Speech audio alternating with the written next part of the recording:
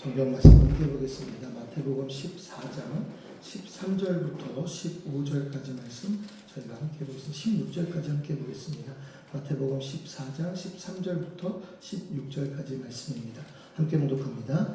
예수께서 들으시고 배를 타고 떠나사 따로 빈들에 가시니 무리가 듣고 여러 고을로부터 걸어서 따라가니라. 예수께서 나오사 큰 무리를 보시고 불쌍히 여기사 그 중에 있는 병자를 고쳐 주시니라. 저녁에 제자들이 나와 이르되 이곳은 빈들이요 때도 이미 저물었으니 우리를 보내어 마을에 들어가 먹을 것을 사 먹게 하소서. 예수께서 이르시되 갈 것 없다. 너희가 먹을 것을 주라. 아멘. 새로운 한 주가 또 시작이 됩니다. 오늘 우리가 나눈 말씀은 잘 아는 말씀이에요. 오병이어의 기적. 우리는 이 말씀 그냥 익히 너무나 많이 그냥 들어왔던 말씀이에요. 그래서 예수님께서 행하신 가장 유명한 기적 중에 하나 또 그렇게 우리는 알고 있습니다. 우리는 이 오병이어의 기적 이야기를 통해서 또 모든 스토리를 잘 알듯이 작은 소년의 헌신과 예수님의 놀라운 능력을 배우면서 우리는 감동을 받습니다. 그런데 오늘 저는 그 감동, 무슨 기적이 일어났다 이런 이야기보다요, 조금 이 말씀을 좀 드리고 싶어요. 이 기적이 일어나게 된 배경, 이 기적이 어떻게 일어나게 됐느냐, 이 배경, 즉 13절 말씀에 좀 주목을 좀 해보려고 합니다. 13절 말씀해 보니까 여러분 같이 한번 좀 볼까요? 예수께서 들으시고 배를 타고 떠나사 따로 빈들에 가시니. 예, 보세요. 예수님께서 무엇을 들으셨을까요? 우리 그거는 생각 잘 안 해요. 오병이어의 기적이 너무 집중이 되다 보니까 우리가 이 예수님께서 무엇을 들으셨는지에 대해서 집중이 좀 별로 없습니다.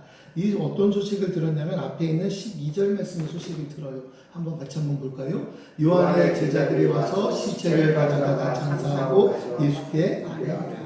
예, 지금 어떤 소식을 들었냐면 이 소식은 예수님께 세례를 베풀었던, 세례를 주었던 사촌 형제이자 동역자 세례 요한의 참혹한 죽음에 대한 소식을 듣습니다. 이 말씀을 듣고 옮겨주시는 거예요. 근데 우리 자꾸 이제 오병이어의 기적에 관심을 갖는데 그 앞전 말씀도 좀 보자고요. 그는 헤롯 잔치에서 한 소녀의 춤의 대가로 요한은요, 그 쟁반 위에 목이 잘려서 죽임을 당합니다. 그게 세례 요한의 죽음이에요. 이 소식을 들은 예수님의 마음이 어땠냐고요. 여러분 예수님의 마음을 생각해 보자고요. 성경은 예수님의 그 감정을 자세히 묘사하진 않습니다. 그런데 우리가 잘 알다시피 예수님은 한 인간이셨고 또 신이셨어요. 가장 가까운 친구이자 동역자, 이 세례 요한이 허망하게 끔찍한 죽음을 맞이하게 됐을 때 여러분 우리는 어떻게 반응이 왔을까 한번 생각을 해보자고요. 그 죽음 앞에서 기쁜 슬픔과 충격, 인간적인 고통에 분명히 휩싸였었지 않을까라는 생각을 해봅니다. 그래서 예수님은 세례 요한이 죽어서 그렇게 그냥 참수당한 그 모습을 보고 예수님이 어떻게 하시느냐, 배를 타고 떠나서 따로 빈들 광야에 가시는 거예요. 광야에. 예수님께서 오병이어를 베풀기 위해서 가신 게 아니라 모든 일들에 대해서 들으시고 배를 타고 떠나서 빈들로 가신 겁니다. 예수님은 지금 그 슬픔을 안고 홀로 아버지와 독대하며 기도하고 애도하기 위해서 조용하게 광야로 물러가신 거예요. 그런데 예수님의 계획이 다 무산이 됩니다. 13절 하반야에 보니까 뭐라고 써 있습니까? 무리가 듣고 여러 고을로부터 걸어서 따라간지라. 예수님의 슬픔과 필요 있는 아랑곳 없이 무리들은요, 자신들의 필요와 문제를 가지고 예수님이 쉬시는 그 빈들까지 끈질기게 따라갔습니다. 만약 우리 같으면 어땠을까요? 우리가 그렇게 지금 큰 아픔을 겪고 있어요. 내가 지금 가장 가까운 사람의 장례를 치르고 슬픔에 잠겨 있어요. 수많은 사람들이 몰려와서 자기 문제를 해결해달라고 아우성 친다면 우리는 과연 뭐라고 그랬을까요? 그냥 따라오게 뒀을까요? 아니면 좀 우리의 방법대로 지금 저희가 좀 힘들어서요. 제가 지금 장례를 맞아서요. 죄송합니다. 제가 좀 이런 상황이 있습니다. 아마 그런 시간이 필요하지 않았을까라는 생각을 해봅니다. 그런데 14절에 나타난 예수님의 반응은요, 우리의 상상을 뛰어넘습니다. 모든 일들에 대해서 예수님이 뭐라고 하시느냐 같이 한번 볼까요? 예수께서 나오사 무리를 보시고 불쌍히 여기사 그 중에 있는 병자를 고쳐 주십니다. 아멘. 예수님은 예수님이셨어요. 예수님은 자신의 슬픔과 피곤함 이런 거에 매몰되지 않습니다. 오히려 자신보다 더 큰 고통 속에서 목자 없이 방황하는 그 양들과 같은 그 무리들을 보시고 여기시는 생각이 무엇이냐? 불쌍히 여기셨다. 불쌍히 여기셨다. 그들의 영적인 굶주림과 육체적인 질병 앞에서 예수님은 자신의 애도하는 게 이게 우선이 아니었어요. 다시 일어나서 그들을 치유하고 섬기는 일. 그게 바로 예수님이 하시는 일이었어요. 그러니까 예수님의 사역은 다른 거 아니에요. 우리 병원교회하고 똑같아요. 가르치고 전하고 치유하는 사역. 예수님의 사역, 그 사역을 우리 IM병원에 담기를 원합니다. 또 그렇게 기도하며 나아갑니다.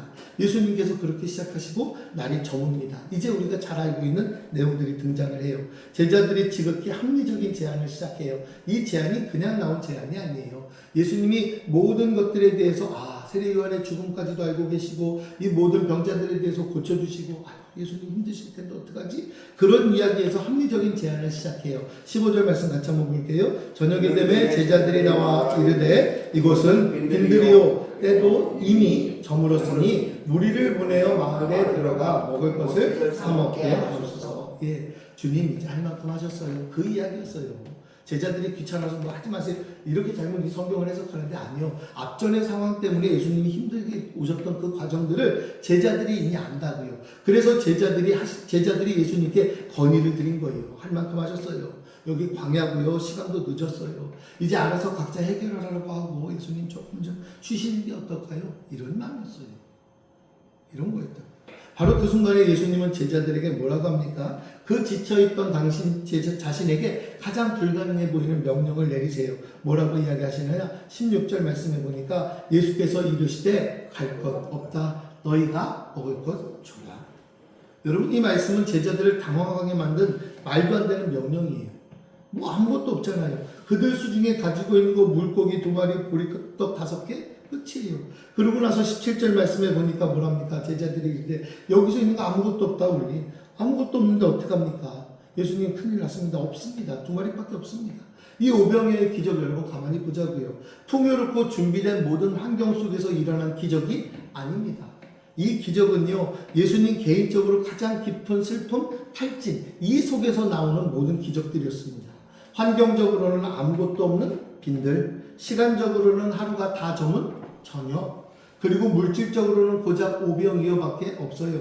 절대적인 결핍, 뭐가 가진 게 없어요. 이 말씀이 우리에게 무엇을 이야기해 주냐고요. 이 말씀은요 다른 거 없어요. 하나님의 기적은 나의 모든 조건이 갖추어졌을 때 일어나는 것이 아니다라는 거예요. 모든 것이 다 있다고 해서 이루어지는 기적이 아니에요. 오히려 하나님의 놀라운 기적은 나의 가장 슬픈 자리, 나의 가장 처절한 결핍의 현장, 아무것도 보이지 않는 그 빈들에서 그럼에도 불구하고 나보다 더 고통받는 이웃을 향하여서 불쌍히 여기는 마음을 품을 때 시작된다라는 거예요. 여러분 우리는 종종 기도합니다. 하나님 제 슬픔이 너무 큽니다. 아무것도 못할 것 같아요. 하나님 제가 가진 것이 너무나 없습니다. 나중에 이게 좀 채워지면 그때 가서 섬기겠습니다. 하나님 지금 너무 늦었어요. 제가 어떻게 할 수 있는 게 아무것도 없어요. 여러분 우리들의 기도는 대부분 그렇습니다. 힘을 잃고 어려울 때마다 대부분 기도를 그렇게 해요. 그러나 예수님은 오늘 우리에게 이야기하세요. 너의 슬픔이 너의 사명 멈추게 할 수 없다. 너의 결핍이 나의 기적 제한적이게 만들 수 없다. 너의 한계가 나의 시작점이 될 수 있다. 분명히 말씀하시는 분이 하나님이세요. 그러니까 우리 주님께서 하신 말씀이 뭡니까? 너희 가진 그것 비록 오병이어라 할지라도 지금 뭐라고 그래요? 이르시되 그것을 내게 가져오라. 네, 그거예요.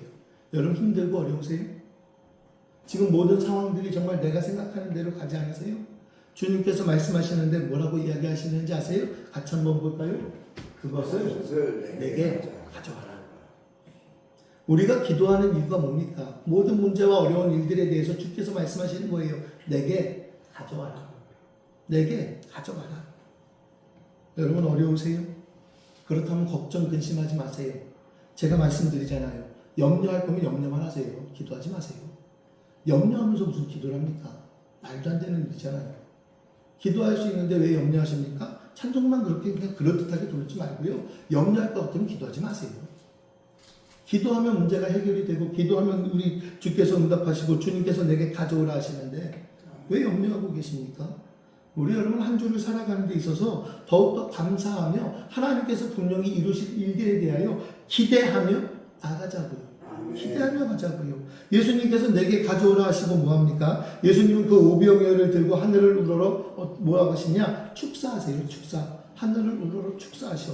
이 모든 일들에 대해서 뭐냐? 감사했다라는 거예요. 감사의 기도를 드리신 거예요. 그 엄청난 결핍의 현장에서 주님은 없는 것들에 대해서 불평하는 것이 아니라 없는 것을 있는 것으로 부르시는 거예요. 여러분 지금 오늘 하루 이번 한 주간 우리에게 보이는 일들이 뭡니까? 없어요. 주변에 보이는 거 다 아픈 사람들 뿐이에요. 하지만 여러분 그렇다고 해서 내가 다 이뤘습니까? 아니요. 우리 주님께서 내게 가져오라고 하시는데요. 그 일들에 대해서 분명히 이루고자 하시는데요. 가져오라 하시고 있는 것으로 감사하시는 분이 주님이신데요. 주님 손에 맡겨주면 우리의 놀라운 기적을 만들게 되는데요. 여러분 한번 해보자고요. 그 감사의 축복의 기도가 더해졌을 때 우리는 그 놀라운 기적을 알잖아요. 오병이어의 기적 결과가 어떻게 됩니까? 여러분 알지잖아요. 말씀해보세요. 결과가 어떻게 돼요? 5,000명이 먹고도 남는, 그리고 또 몇 광주리요? 12광주리가 남아요. 우린 놀라운 그 결과를 알고 있다고요. 결과를 아는 사람들이 왜 걱정하고 있냐고요. 시험 문제 보는데 수능시험이 되게 어려웠대요. 근데 수능시험의 모든 결과, 와, 답도 알고 다 알고서 모든 결과를 알아요. 그럼 걱정할 거 없잖아요.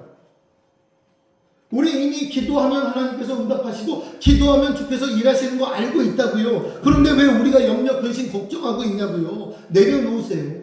좀 내려놓자고요. 언제까지 우리가 자꾸 문제투성이로만 갈 거예요. 몸이 아프다고 해서 내가 문제투성이로만 있어야 됩니까? 아니요. 내 마음만큼은 하나님과 동행하고 하나님과 함께함으로 주께 내가 내어놓겠습니다. 주님께 가져가겠습니다. 내 모든 걸 주님께서 주님께 맡기오니 주여 해결하여 주시옵소서. 여러분 생명의 식탁으로 변화되는 모습 우리 알고 있잖아요. 내 모든 걱정과 근심을 주님 앞에 내어놓고 주께서 이 모든 문제를 해결해 주셔서 나의 삶의 자리가, 나의 삶의 주인이, 우리 주님을 모시는 삶의 자리, 우리 주님을 주인으로 모신 그 자리가 되기를 주의 이름으로 부탁드리겠습니다.